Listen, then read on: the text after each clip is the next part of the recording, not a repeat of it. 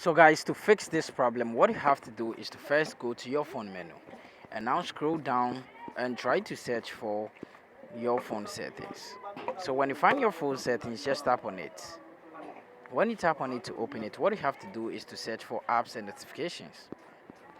Tap on it when you find it. Now tap on the see your apps over here, then wait for it to load. After loading, try to search for your Snapchats.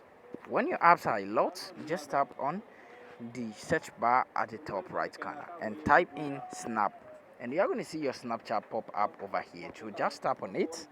Then after that, tap on permissions and make sure you allow every permission. Now go back and tap on force stop, then you tap on OK. Tap on the storage and cache, then tap on the clear cache. Go back and tap on mobile data and Wi-Fi and make sure the background data is toggled on, which is very necessary. Go back.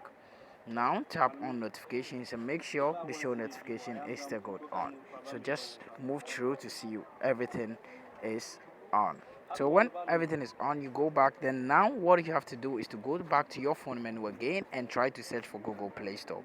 So when you find your Google Play Store, just tap on it, and after that, tap on the search bar and search for Snapchat. When Snapchat appears like this, just tap on it to open it. Then after that, tap on update over here. But when you can't find update, but rather you can find open over here, as you can see open, just leave it like that and tap on your power button for some while.